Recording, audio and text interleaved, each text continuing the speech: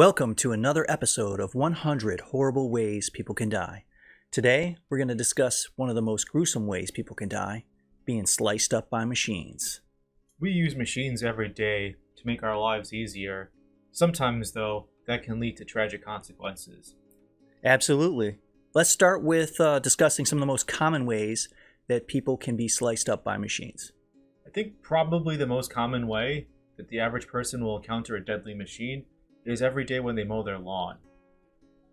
Yeah, that's true. There's lots of different ways. I think there's saws, lawnmowers, wood chippers, meat grinders. Yeah, all kinds of household equipment, and then there's tons of industrial scale machines that are powerful, strong, have lots of moving parts, and often very sharp blades. That's true, but not just in the industry. People at home can also injure themselves. I think most accidents probably happen at your house. So, well, we can look into that and discuss that, but with the growing prevalence of machines in our day-to-day life, it's only certain that we'll be seeing more and more deaths due to machines. And with AI, and more robots, it's important to know which robots we should probably avoid to try to not be injured or killed when they take over. Yeah, I do think that will happen one What day. do you think? What's a good example? Anything that has the name Terminator in it is probably something you would want to avoid. Well, there's automated lawnmowers out there. Automated lawnmowers. They'll mow your lawn and they'll mow your feet, right? We've even had machines designed just to kill people. I think we'd probably want to avoid those the most. Right. So we're probably never going to get sponsored by an automated lawnmower service. I don't think Robot Dynamics will ever sponsor us, no. All right, well. But that would be an interesting episode one day. All right, well, we got some stories for you, so we'll get into a couple of stories. I think I'll let you go first, Alex. Sure. Get ready and put down those sharp machines and let's get started. All right, great. I'll start with my first story. The story of Saige Handan. I'm sorry if I'm mispronouncing that one. I don't have very good pronunciation of names I don't know. He was a Buddhist monk, and he was a monk from the, again, I'm not going to be able to pronounce this one, Nipponzazen Maya Hoji order, which was an order that tried to spread Buddhism around the world and was founded in the 1970s. Saige was originally from Japan, and he became an ordained Buddhist monk at the age of 21 after studying in Sri Lanka. He traveled the world, and he helped to spread the message of Buddhism. Eventually, he came to Britain, and he came to Britain in 1978, and he helped to build peace pagodas. In fact, he helped to build the first peace pagoda in the Western Hemisphere, which is the one we'll be talking about. And for people like me who really had no idea what a peace pagoda was... Well, I don't know what a peace pagoda is either. I didn't really know either until I did this research. But we do have some, AI that we use, right? Oh, yes, that's true. We should let everyone know. We need to disclaim. We use 3 different AI programs on our show. Hey, Will, what's the AI that we use? So we use ChatGPT. ChatGPT.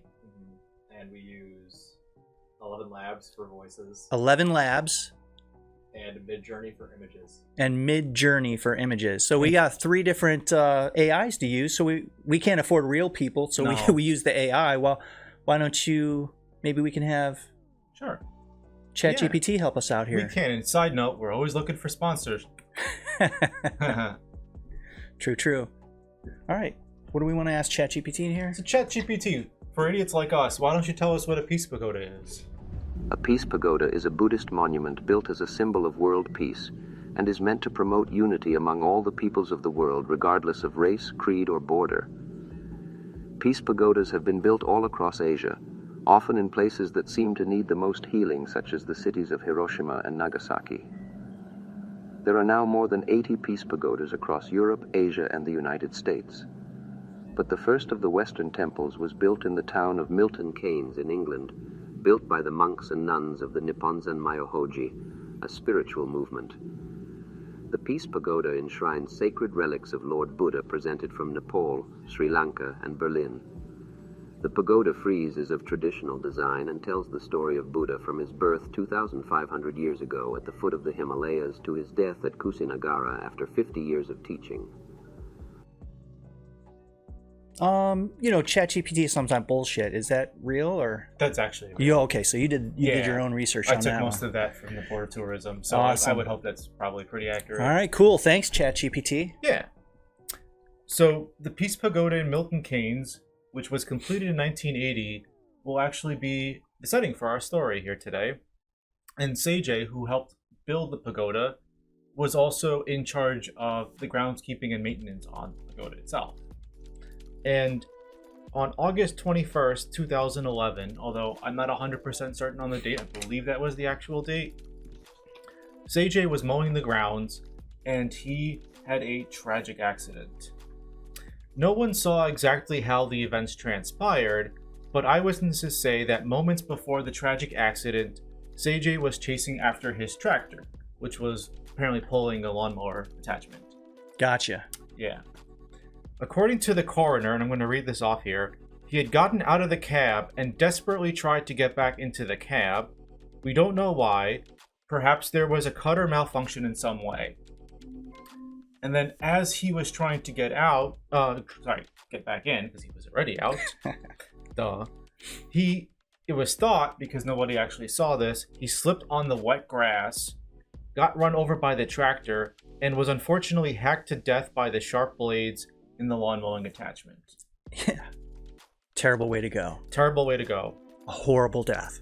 A little bit more gruesome here. The news reports state that blood and mangled body parts were scattered in the wake of the accident, and that a crane had to be brought in to lift the tractor off of the... That was a big tractor then, yeah. It was a big tractor.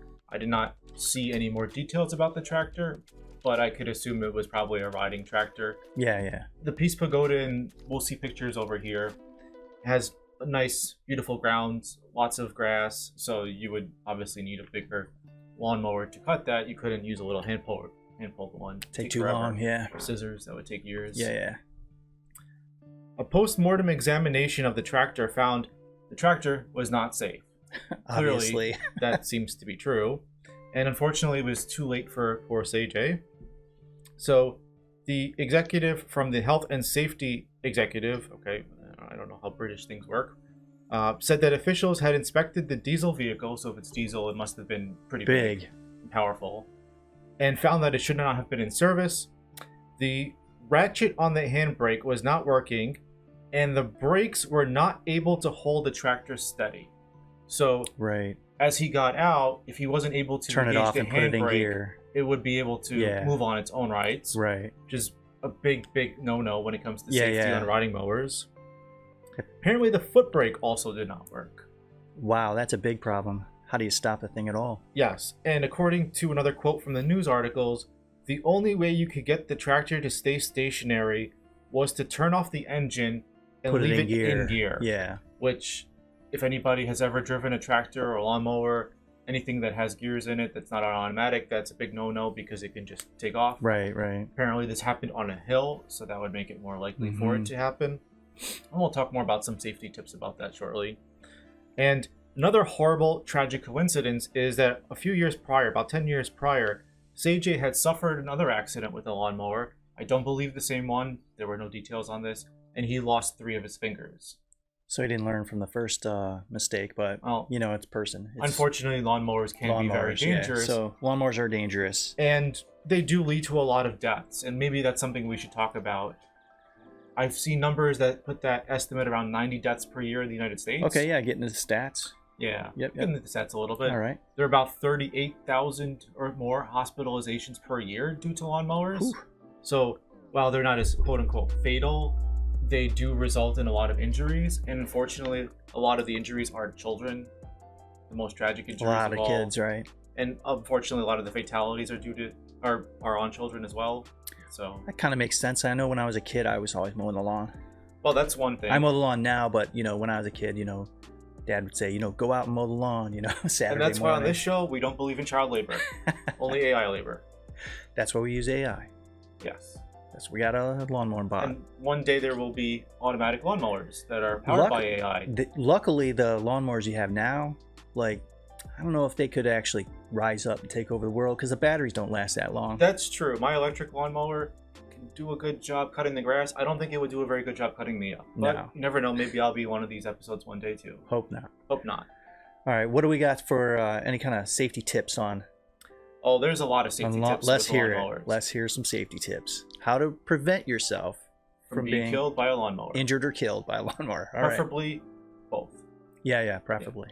Well, the first thing to remember is a lawnmower cuts by having sharp blades that move around really fast. And the best thing you can do is to not put things into those blades that aren't supposed to be there. Don't cut up wood, don't cut up other objects, because projectile deaths from lawnmowers do happen.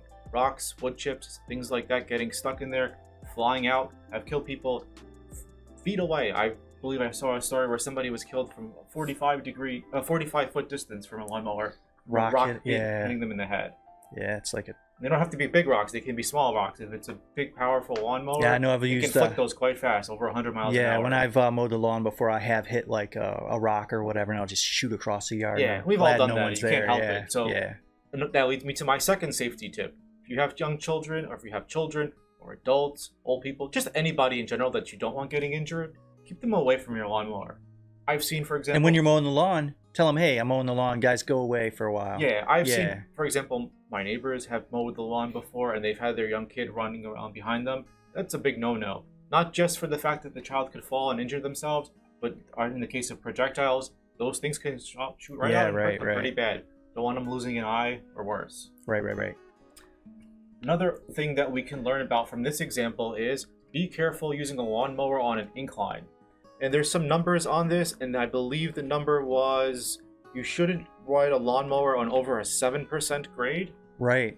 Or something to that amount, because for every 10 feet it drops, or something like... The math is here somewhere. We'll put it up on the screen probably, just so I don't get it wrong. Okay. But every few feet, the grade means that there'll be a height difference. Oh, and what happens is the lawnmowers may not be balanced above a certain degree, and they'll flip over.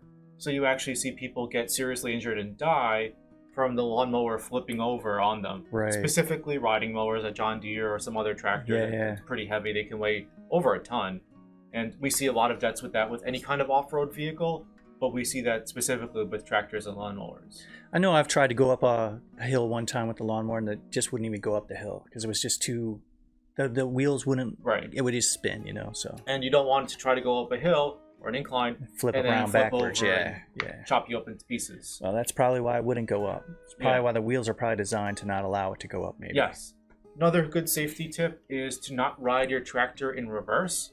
And in fact, most tractors, most modern riders, most hand-pulled riders that are gas or electric, don't let you run backwards. Right, mine stops the blades. If you go backwards, if you want to go backwards, you have to turn the blades off, or it turns itself off when you start going backwards. Right, there's a mechanism, and I believe that law was enacted sometime in, I think, 1982 or so, which prevented new devices from having the rear wheels engaged, having the rear crankshaft engaged, and having the blade attachments run.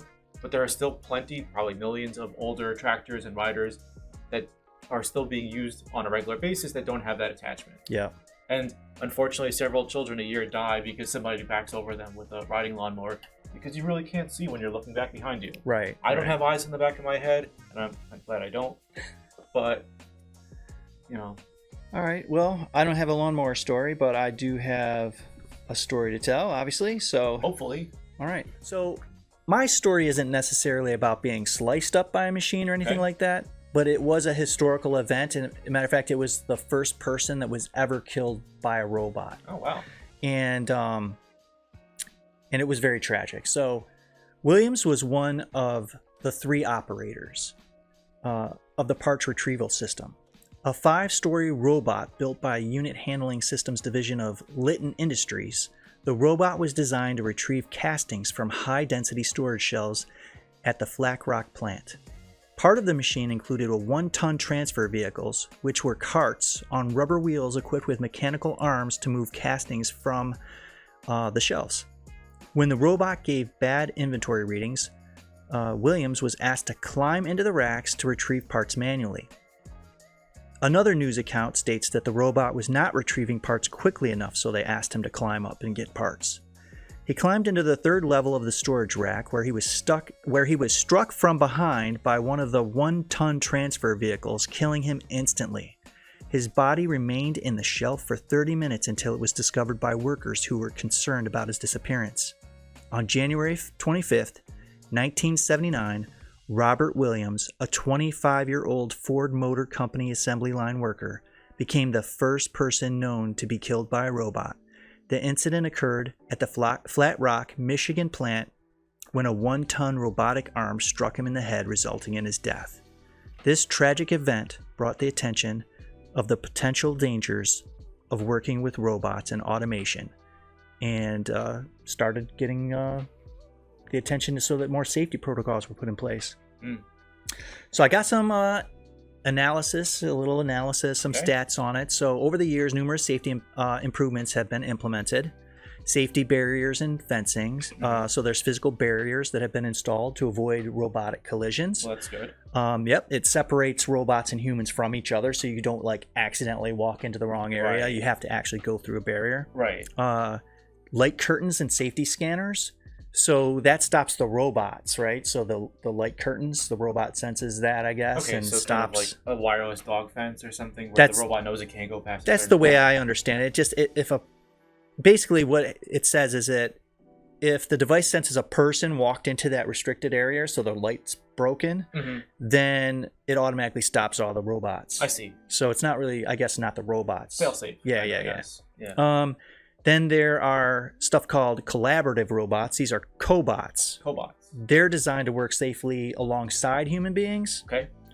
So they have built-in safety measures for force and speed limitations, and they have responsive stopping. So if it's moving, it can't move that fast, and then if it feels you, it just stops. Yep. Okay. Yep, exactly. Pressure sensitive. Yeah, obstacle detection and things like that. Okay. And then it says that they've implemented like regular safety inspections and maintenance that have helped to identify potential safety issues. So that was another thing they implemented. That's always good to have. And then training and education for the employees. So instead of just throwing people out there and saying, hey, there's robots out there, beware, they're actually training them on, hey, these are the robots, this is what they do, this is how they act, you can be injured, stuff like that. And they wear protective gear and things like that. So the implementation of the safety measures has significantly reduced the risk of fatal accidents involving robots. And according to the U.S. Bureau of Labor Statistics, from 1992 to 2020, there were only 42 robot-related workplace fatalities in the United States. So it's not very common. It's pretty rare. Still seems it's a little bit high. I mean, I don't think most 42 in, I don't know, maybe 20, 18 years. Oh, that's over 18 years? It's 92 to 2020. I misunderstood. I thought you said last year. No. It's pretty long time, so it's pretty low. Much lower, yes. Yeah. Granted, the goal should be 0. The goal is 0. The goal obviously. is 0. And I'm sure there have been years in there that maybe they are 0. I would imagine let's take a look at that data set for a future episode and see if there's anything else we can learn. Maybe we will. Probably not, because it's not in the budget. Yeah, unfortunately, we can't afford a researcher. Yeah. That's why we use AI, right? And sometimes they're not accurate. accurate. The AI will give us a straight answer on how deadly the AI is. We'll see. We've investigated ourselves and found that we caused no fault. It was all human error. Right, Hal? I don't know. Nah. He's not answering. His silence. Lunch break. Yeah, that was ChatGPT using Hal's voice. Pay him by using, what was that AI that does the voice for him? Doesn't sponsor us yet? 11 Labs, yeah. All right, so here's some ways to avoid injury from robots. Okay. Always follow safety protocols. Seems That's like pretty common sense. Adhere to those established safety guidelines, right? Safety guidelines are there for a reason. That's right. Okay, so stay aware of your surroundings. So situational awareness. If there's a robot around, maybe you shouldn't be. I don't know. Yeah, I guess that's pretty common sense. Unless it's a cobot, right? Cobot? Well, I mean, I would just say stay away from robots in general, but I've watched too many science fiction movies. True. Terminator, Skynet. It's all in iRobot, yeah. I'd just say stay away from that one to begin with because it was a bad movie. I think that those robots would be sweet, though, in the future if we actually make those. Imagine putting like a ChatGPT into a Tesla bot and having it talk. You come home from work, you had a bad day, you're like, blah, blah, blah, blah, blah. Blah blah blah blah blah, and the robot who looks like a person and knows what you just said is just like, oh, I'm sorry to hear that. They just put up with your crap and they don't get sick of you. That'd be hilarious. I mean, Pretty sure that like 2 years counselors after that's... counselors are in trouble, dude, if that happens, right? I don't think that's going to happen. I think like 2 years after that happens, you're going to see robots starting to file for divorce. All right, maybe. All right, so the Robots next are people too.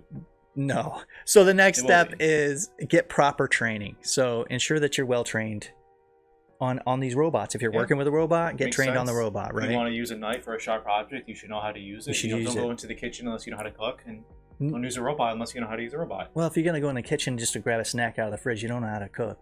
It's fine. So Not according that's to not my wife. necessarily true. Oh, not according to you. Okay. All right. So the last thing is report safety concerns. So if you think there's something wrong with a robot, tell somebody. Don't just allow that robot to go crazy in the area and maybe kill somebody or hurt somebody. Yeah, those seem like pretty good general safety tips. Not specifically geared towards robots, but just in general common sense.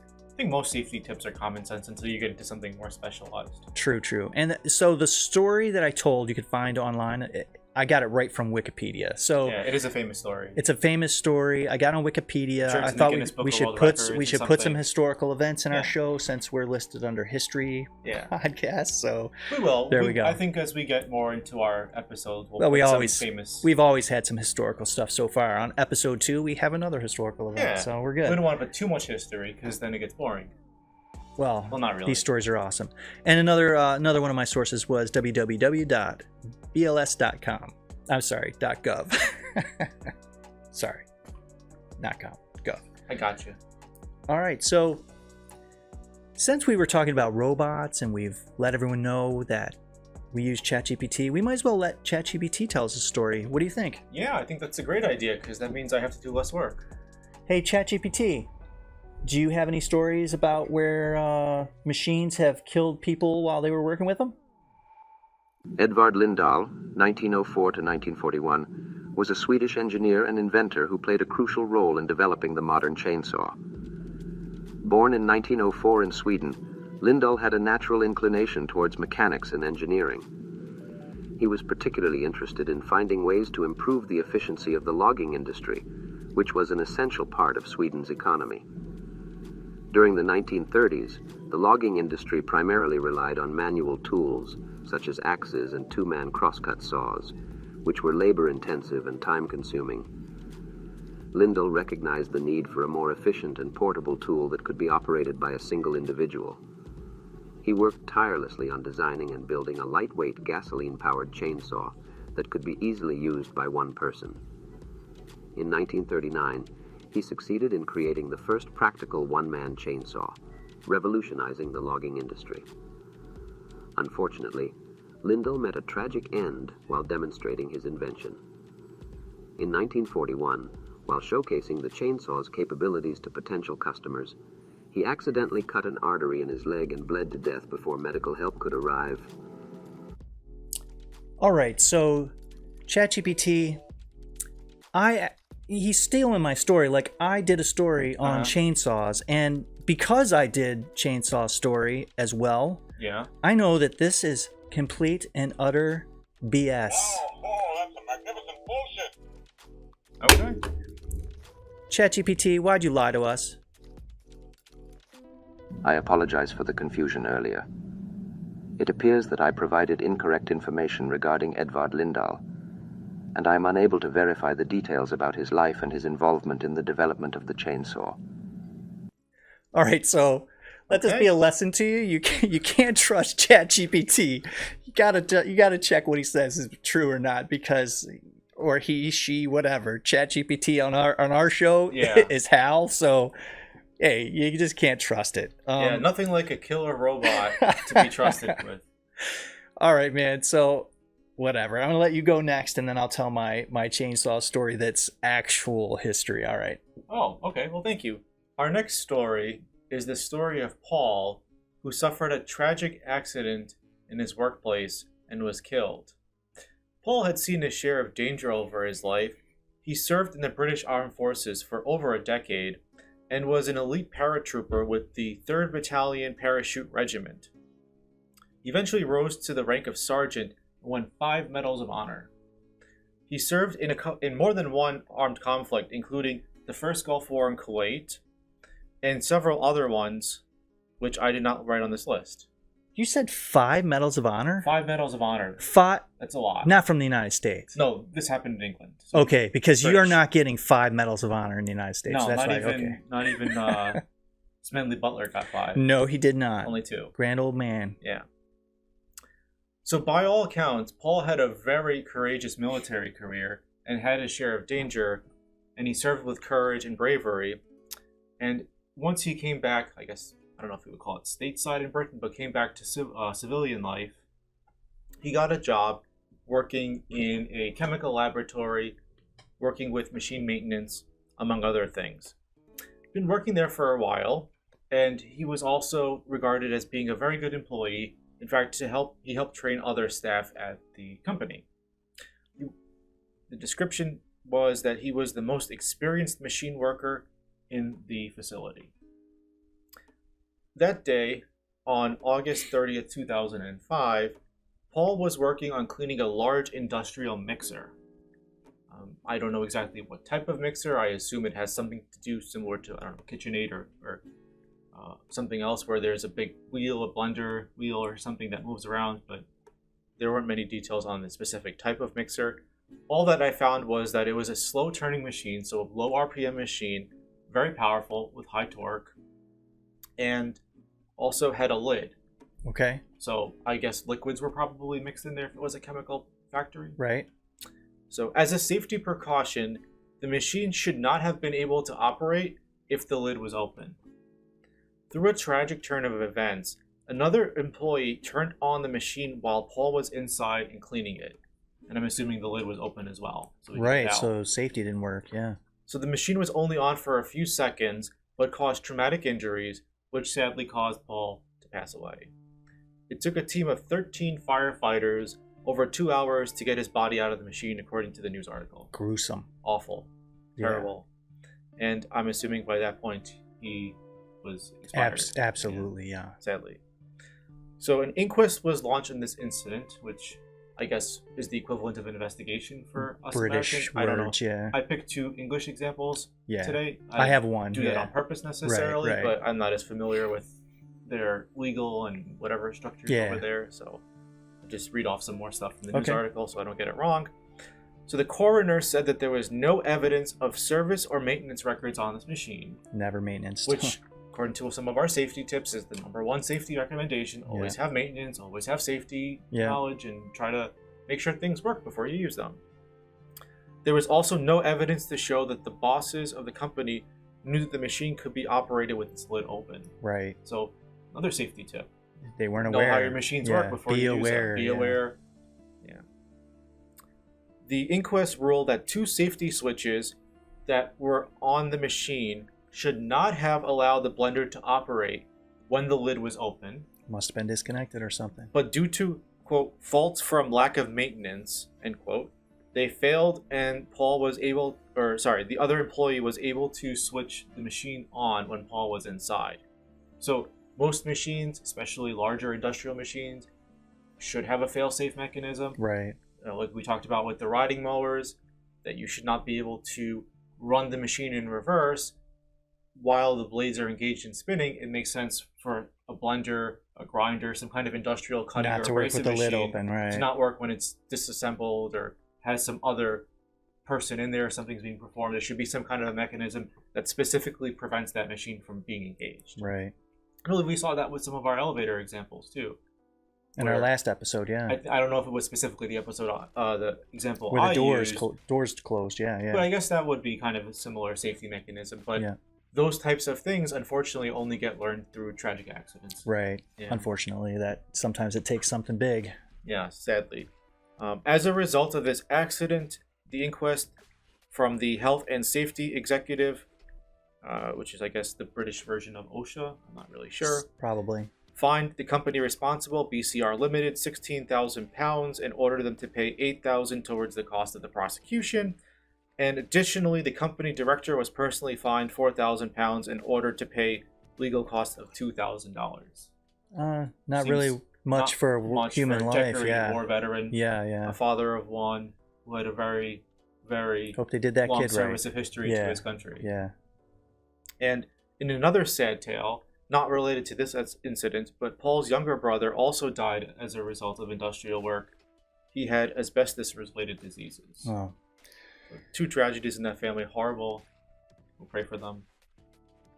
Yeah, so well, I guess we kind of went through the tips.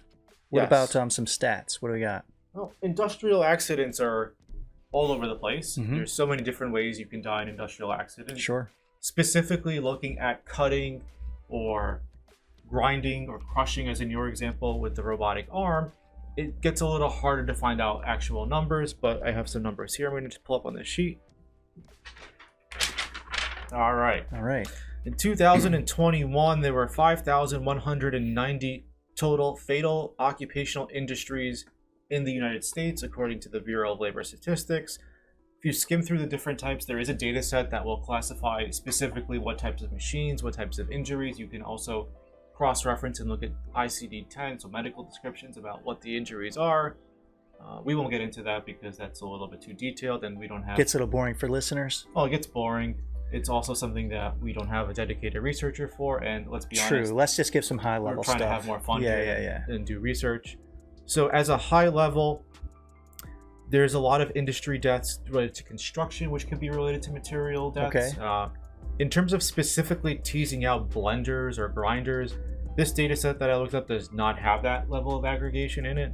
Mm-hmm. But there are different classes here. So for example, transportation is one of the leading causes of industrial accidents and deaths. However, within that subset are aviation deaths, where, for example, a worker gets sucked into a jet turbine or gets crushed to death by a machine that's driving, or hit by a sliced to prop death, or something. hit by a prop.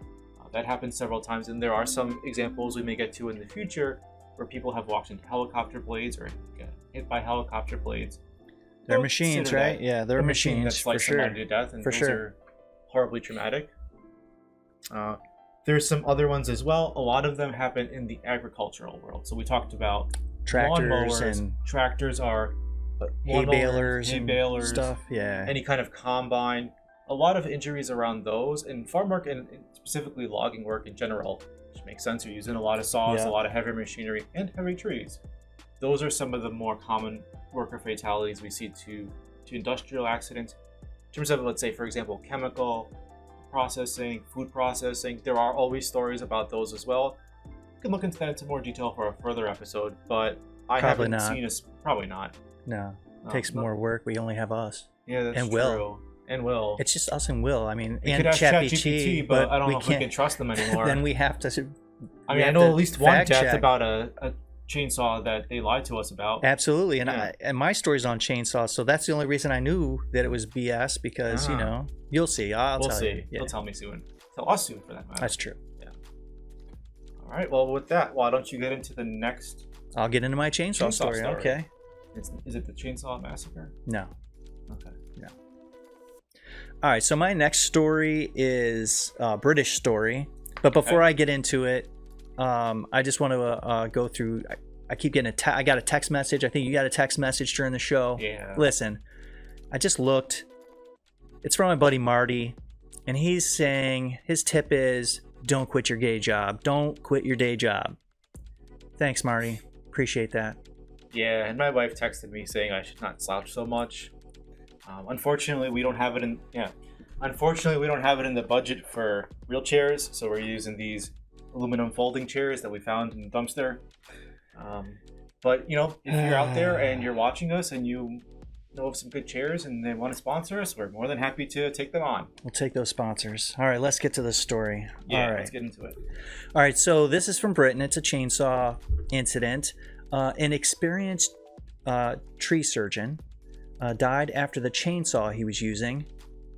Tree surgeon must be just like a tree climber, arborer guy. So Arbor. yeah. I don't know how to So pronounce that. so an experienced tree surgeon died after the chainsaw he was using with one hand kicked back and struck him in the neck.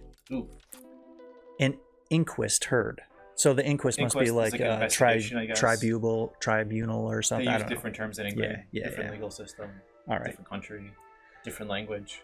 Yep. Yeah. So Grigor Bullbuck, 31, was trimming a sycamore in a private garden in Bermondsey when he was fatally injured.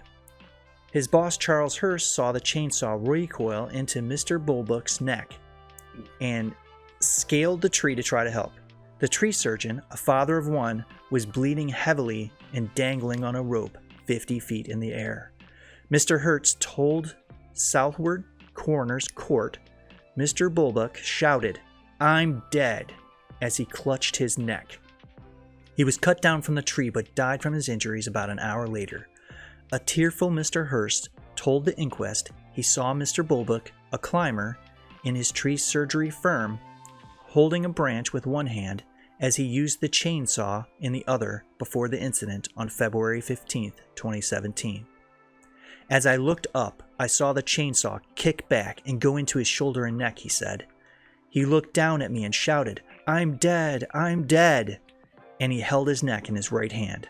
Mr. Hurst said he climbed the tree to help Mr. Bulbuck, known to colleagues as Greg, but he was hindered by the blood making the branches so slippery. I managed to attach myself to Greg and cut him from his harness, he said. I was shouting to Greg to reassure him that I was there to help and that I was going to rescue him. It was very traumatic. And there you have it.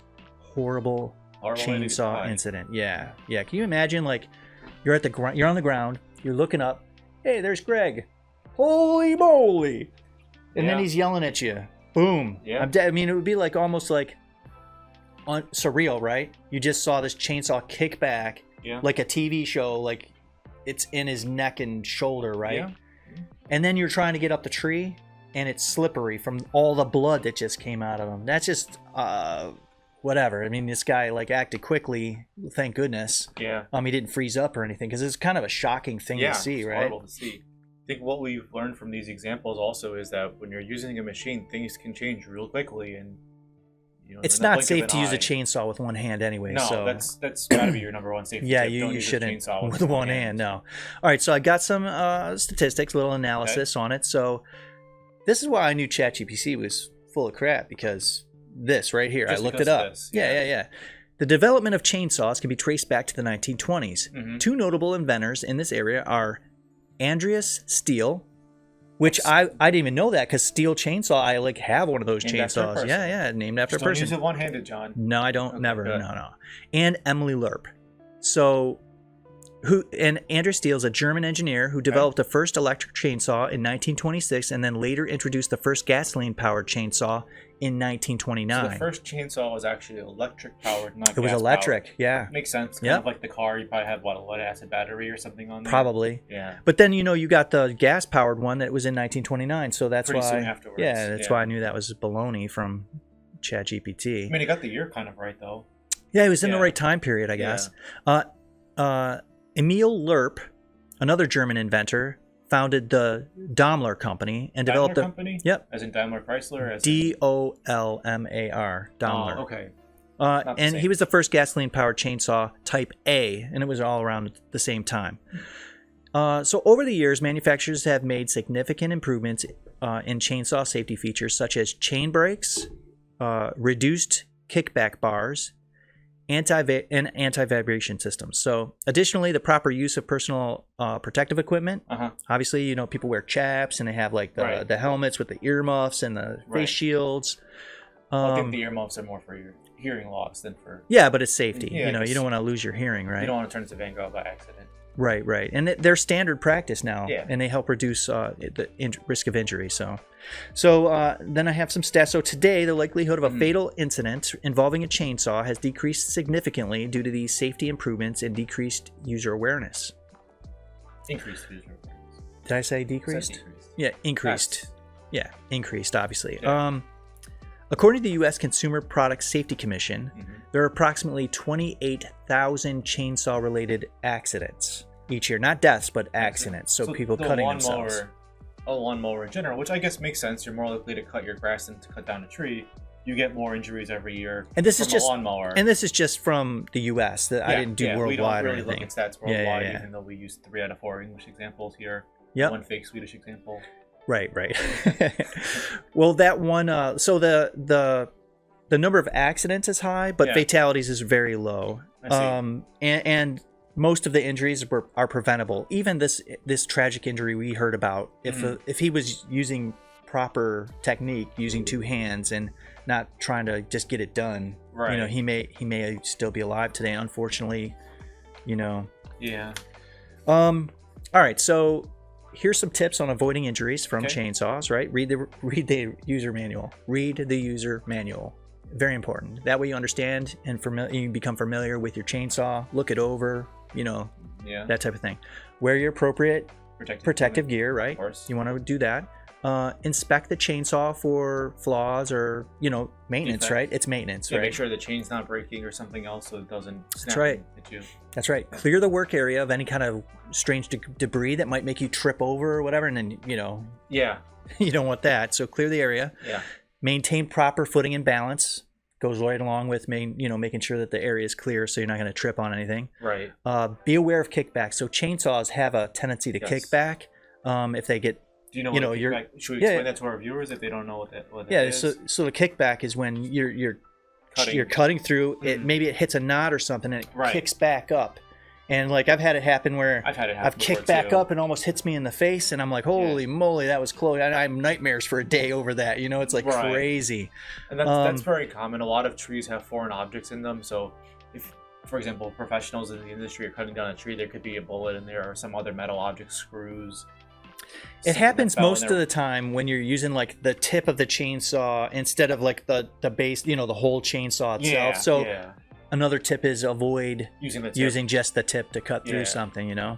And a lot of people, I think, when they do have a kickback, they're really pressing into it. They are pressing in. It makes it even worse. The chain skips. Yeah. So all that force has to go somewhere. So just, you know, I guess physics, leverage, whatever. Yep. And the last tip I have is take a break. If you get tired, take a break, because fatigue plays a huge role in this. So if you're cutting and you're getting weak and you're tired, just take a break. That way you don't injure yourself. So the source for my story came from the for standard.co.uk news/news, and you can find it on Google if you wanted to search that up as well. Okay. So that's my my second story. Do we have time for any more? Probably not on this episode. Probably not. I think we're done with that. But we have some ideas for future episodes. Sure. We are always going to have a future episode until we don't. That's a good way of saying it. We'll always be there until we're not. Until we're not. That's right. So until next time. Stay safe out there. Stay safe.